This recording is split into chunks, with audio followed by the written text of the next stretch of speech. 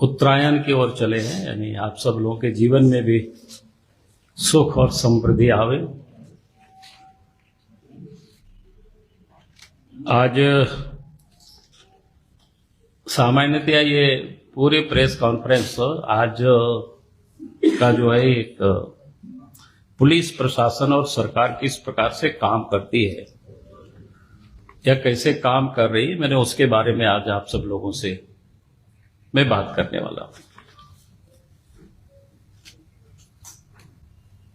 अभी 10-12 दिनों से झारखंड और खास करके रांची को पूरी तरह से आंदोलित कर रखा था 2 बच्चों की किडनैपिंग होने के बाद, अंश और अंशिका। पुलिस किस प्रकार से काम करते हैं उसको अगर हम समझने की कोशिश करें, मैंने भी एका दुका प्रेस वालों के साथ बात किया था तो मैंने कहा था कि वे पुलिस को जब कोई इस प्रकार की सूचनाएं थाना को दी जाती है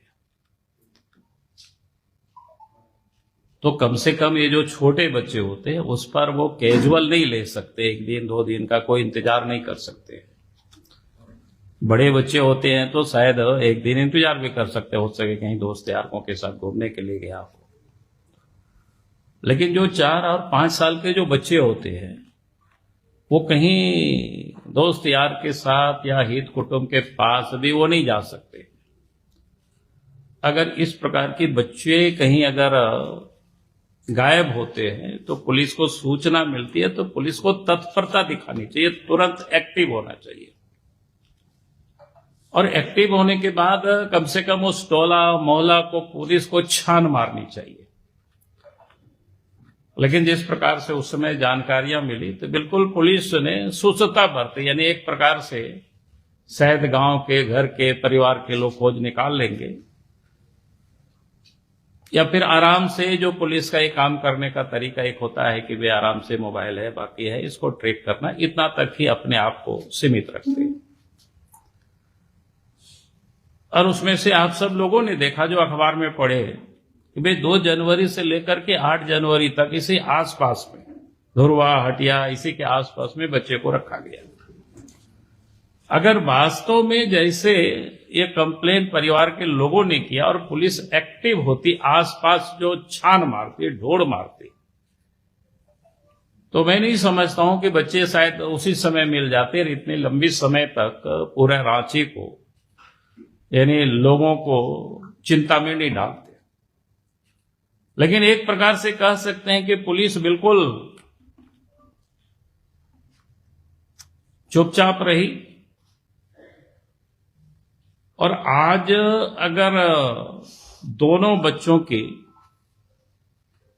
सकुशल बरामदगी हुआ तो मैं उसके लिए पुलिस को तो प्राथमिक श्रेय मैं नहीं दे सकता हूं। मेरे जैसा व्यक्ति अगर उसका श्रेय अगर मिलता है तो सामाजिक कार्यकर्ता को, राजनीतिक कार्यकर्ता को या मीडिया के लोगों को, क्योंकि ये सारे लोगों ने इस प्रकार से दबाव बनाया। आप देखे होंगे कि लगातार सामाजिक कार्यकर्ताओं, राजनीतिक कार्यकर्ताओं के घरों में जाना, लोगों से मिलना, उस क्षेत्र को बंद करना, फिर भारतीय जनता पार्टी की ओर से एसपी कार्यालय का घेराव करना, अखबारों में या सोशल मीडिया में प्रत्येक दिन एक प्रकार से कह सकते हैं कि समाज ने उस लड़ाई को लड़ा कि वो दोनों बच्चों को पुलिस बरामद करे।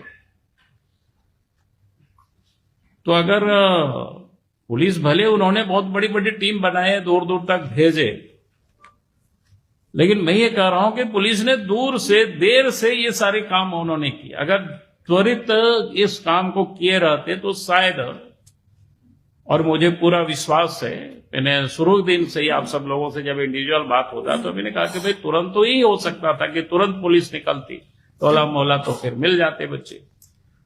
आखिर कितना दूर कोई जा सकता है, कहां जा सकता है। तो इसका श्रेय अगर खोज निकालने का तो पहला तो हमने कहा कि जो सामाजिक कार्यकर्ता है, राजनीतिक कार्यकर्ता है या मीडिया के बंधु है, इन लोगों ने पूरी तरह से दबाव बनाया।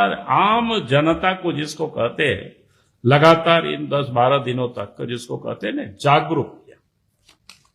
और उसके बाद अंत में अगर उसका श्रेय मिलता है आपके कारण, जैसे हर जगह लोग इस बात को समझने लगे कि हाँ भाई हमें इस प्रकार के बच्चे को कहीं देखना, कहीं कोई तो नहीं ले गया है, तो रामगढ़ के जो सामाजिक और बजरंग दल के जो कार्यकर्ता जैसे सचिन प्रजापति है, डब्लू साहू है, सनी और उनके साथियों ने जो किया, उन सब लोग वास्तव में काबिले तारीफ है। और मैं कहूंगा कि इसमें से वो तीनों ही युवक एक प्रकार से हीरो बन करके निकले। और मैं तो पुलिस प्रशासन से और सरकार से मैं निश्चित रूप से मांग करूंगा, जो पुलिस प्रशासन और सरकार के द्वारा जो घोषित इनाम जो घोषित की गई है, वास्तव में उसके हकदार कोई है तो ये सारे नौजवान लोग हैं। पुलिस प्रशासन ऐसा नहीं करे कि भाई प्रमोशन पाने के लिए या वो जो 2 लाख या 4 लाख रुपया की उसको करने के लिए अपने लिए, पार्टी भी और मैं भी व्यक्तिगत रूप से इसका मैं विरोध करूंगा। इसलिए मैं पुलिस प्रशासन और सरकार से मैं कहता हूं कि सम्मानित तो इन नौजवानों को करना चाहिए, सचिन प्रजापति है, डब्लू साहू है, सानी है, ऐसे लोगों को। और हम भी चाहेंगे कि ऐसे वीर बहादुर बच्चे, जिन लोगों ने जब ये सूचना मिली होगी सोशल मीडिया के माध्यम से, प्रेस के माध्यम से, तब जो सोशल होते हैं तो उनका दिमाग फिर इधर उधर चलता है कि यार कहीं देखे, कहीं यहां तो कोई ऐसा नहीं है बच्चे। तो इन लोगों ने जो साहसिक काम किया, इन लोगों ने जो ढूंढने का काम किया, ऐसे बच्चों को निश्चित रूप से, ऐसे नवयुवकों को पार्टी की ओर से भी सम्मानित करेंगे। तो हमने कहा कि इसके हकदार तो वो बनते हैं। अब इसके बाद आप देखते होंगे कि हटिया के डीएसपी कितना पटाखा वगैरह फोड़ रहा है भाई, मानो लगता है कि पर्वत क्या बोलते हैं, कोई बहुत बड़ा अपराधी को पकड़ करके ले आया। भाई अगर ये लोग एक्टिव होते तो तुरंत पकड़ में आते, और राज्य के मुख्य सचिव तो और उससे आगे बढ़ करके उन्होंने देखा। ये हमको आश्चर्य लगता है, राज्य के मुख्य सचिव है, उनको सामान्य शायद एक्ट का उनको ज्ञान होना चाहिए, जैसे जेबीएनएल जो जस्टिस एक्ट है, जेजे एक्ट 2015 की धारा 74 क्या कहता है। भाई इस प्रकार के छोटे बच्चों को आप पुलिस के सामने, डीजीपी हमने कहा कि आप इसको पुलिस के सामने आप उसको नहीं ला सकते हैं। ये करना क्या था, उनको पहले CWC में उनको प्रेजेंट करना था, वहां ले जाना था, फिर वो लोग काउंसलिंग करते और फिर वो माता पिता को बुलाते, फिर वो सुधार गृह में रखते या माता पिता को सौंपते, ये उनको तय करने का अधिकार था। लेकिन पुलिस ने अपनी वाहवाही लूटने के लिए, राज्य के डीजी पुलिस ये दिखा रही है। मैंने क्या मतलब, लगता है कि सामान्य ये कानून को इतना तो इनको जानकारी होनी चाहिए। और तब ये जानकारी मिले कि रांची में पिछले 2 साल से CWC का अध्यक्ष पद यहां रिक्त पड़ा हुआ है, और इनको औपचारिकताएं पूरा करने के लिए 7 बजे शायद शाम में कहा लाहौर दरगाह से CWC को बुला करके फिर ये सारी औपचारिकताएं पूरी की गई। आप सोच सकते हो भाई, जो राज्य के डीजीपी है, अब उनको इस बात की या नहीं है, वो किस प्रकार से वाहवाही लूटे उसकी उनको अधिक फिक्र थी, नियम कानून की उसको कोई चिंता नहीं थी। तो इसलिए मैं कभी कहता हूं कि भाई आखिर इस प्रकार के डीजीपी को हेमंत सोरेन क्यों नियुक्त करते हैं, यही सब करने के लिए। तो मैं ये कह रहा हूं कि ये जो स्थिति है ये अपने आप में बड़ा, और पुलिस प्रशासन कैसे काम करती है। आज तो आप सब लोगों ने अखबार में भी देखा, प्रभात खबर में मैंने देखा कि अखबार छापा है भाई, 2022 में 413 बच्चे लापता है। ये बड़े बहादुर पुलिस है। तो जिस प्रकार से जब समाज, जब सोसाइटी ने एक्टिव होकर के पकड़ा, उसकी सिरे भी पुलिस अपने को ले रही है। उनकी प्रेस कॉन्फ्रेंस के भी मैंने तो सुना नहीं, लेकिन मैंने लोगों से कहा यार क्या बोला उन लोगों ने। उन बच्चों का जिन लोगों ने मेहनत करके इन लोगों को पकड़ करके लाया, उन लोगों का नाम तक इन लोगों ने नहीं लिया। वास्तव में क्या था कि उन लोगों को प्रोत्साहित करना चाहिए था कि भाई इन लोगों ने बहादुरी का काम किया। यानी क्या दर्शाता है भाई, वास्तव में अगर पुलिस ये बड़ी तत्पर होती झारखंड में तो 413 बच्चे, आज मैंने अखबार में ही पढ़ा कि भाई अभी तक लापता है। 208 में तो गुमला में 2-3 बच्चे लापता हुए, आज तक पता नहीं। ऐसे कब लंबे चौड़े न्यूज है, मैंने छोटा सा संक्षिप्त में आप सब लोगों की जानकारी के लिए मैंने रखा। और पुलिस किस प्रकार से काम कर रही है झारखंड में, या झारखंड सरकार किस प्रकार से काम कर रहे हैं, उसका मैं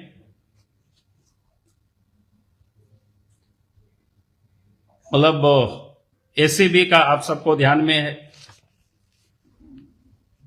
एसीबी ने किस प्रकार से तत्परता से इतना एक्टिव दिखाया, जिसमें विनय चौबे एंड और कंपनियों को गिरफ्तारी हुई। और गिरफ्तारी होने के बाद भाई 90 दिनों तक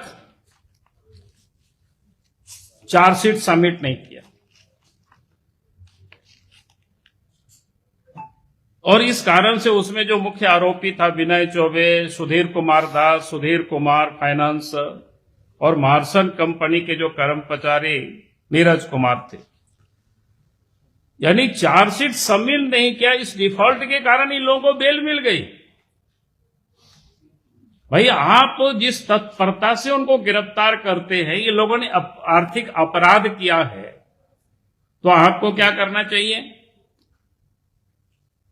बिल्कुल 90 दिनों के अंदर चार्जशीट सबमिट करना चाहिए। उसके लिए पुलिस को, उसके लिए एसीबी को लगना चाहिए। आज एसीबी के डीजी कौन है, एडीजी कौन है, आप सब लोग ध्यान दीजिए। भाई ये क्या तमाशा हो रहा है। उसके बाद भी एसीबी ने और 3 आरोपियों को इसी प्रकार से महेश सिडगे, परेश ठाकुर, विक्रम ठाकुर, इन लोगों को भी बेल मिल गया डिफॉल्टर के कारण। यानी एसीबी जानबूझ करके इसको कहते हैं लापरवाही नहीं, बल्कि ये फिक्सिंग कर रहे हैं, मनी लेन देन की हम गिरफ्तार करेंगे और पैसा से लेन देन हो जाएगी, ताकि 90 दिन में चार्जशीट सबमिट नहीं होगा, उनको बेल मिल जाएगा, आराम से फिर घूमेंगे। तो मैं जब बार बार कहता हूं कि ये जो झारखंड में हेमंत सोरेन की सरकार पुलिस विभाग को, चाहे एसीबी हो चाहे पुलिस हो, इसको एक बार वसूली गैंग बना दिया है एक प्रकार से। और इसीलिए ये जो इनकी वसूली हो रही है, को पता ये चलता है कि भाई अगर कोई फाइल एसीबी में है तो फिर उनको पहले सूचना देना, उससे समझौता हो जाए तो फाइल को ठंडे बस्ते में छड़ देना, उस समय समझौता नहीं हो पाए तो पकड़ करके अंदर कर देना और फिर सौदेबाजी करना, और सौदा पड़ जाए तो 90 दिनों तक चार्जशीट सबमिट नहीं करना, और उसके बाद क्या बोलते हैं, ताकि कोर्ट से बेल आउट हो जाएंगे, बाहर निकल आएंगे आराम से। तो बड़ी अच्छी धंधा है ये लोग बना रखे हैं। तो ये जो इस प्रकार की जो क्राइम है, अभी तो आप सबने देखा कि क्या बोलते हैं, जमशेदपुर में भी एक प्रसिद्ध जो उद्योगपति है गायब हुए हैं अभी तक। हम उम्मीद करते हैं कि जल्दी, कल भी हमारे वहां के एसपी से बात हुई है, तो हमने कहा कि इसको जल्दी खोज निकाले। आज मैं एक बात को और कहूंगा कि आज जो जानकारी मिली सवेरे सवेरे, जब हम सो के उठे ही थे और सवेरे टहल रहे, तो पता चला कि ईडी के दफ्तर में झारखंड पुलिस के लोगों ने घेर रखा है। फिर मैंने अपनी सोच से तहकीकात करने की मैंने कोशिश की, यार मामला है क्या। तब लोगों ने कहा कि सर थोड़ा अखबार भी पढ़ लीजिए। तो मैंने एक अखबार में देखा, कोई संतोष नाम करके व्यक्ति थे, उनको शायद ईडी ने एक वाले गिरफ्तार किया था, फिर बाद में बेल हुआ और कई लोगों की भी गिरफ्तारी हुई है। उसमें से जलापूर्ति योजना की बड़ा घोटाला है, जिसमें से आप सब लोगों को ध्यान में होगा कि 20 करोड़ रुपया जो निकाले गए थे बिन बिन खाता में लोग डाला था, और उसके जांच के लिए उनको 2-3 बार सम्मान, उनको क्या बोलते हैं उसको, नोटिस भेजा गया, बुलाया गया ईडी ऑफिस में, लेकिन वो संतोष कुमार हाजिर ही नहीं हुआ। तो पता चला कि एकाएक सोमवार को वहां हाजिर हो जाता है, उपस्थित हो जाता है एकाएक, और कहता है कि हमसे बयान ले लीजिए, जो जानकारी जो मिल रही है। उसके बाद ईडी वालों ने कहा कि ठीक है, आया है तो ले लिया जाए। तो पहले जितना उन्होंने बयान दिया तो उसके ठीक उन्होंने उल्टा कहा, और तब जानकारी मिल रही है कि ईडी वालों ने उनसे कहा, अखबार में भी कई चीजें छापी है, और हमने लोगों से सवेरे से थोड़ा सा क्वेरी करने की कोशिश किया, कहा क्या हुआ है मामला इसमें से, आखिर पुलिस ईडी के दफ्तर को क्यों घेरा हुआ है, क्या है मामला।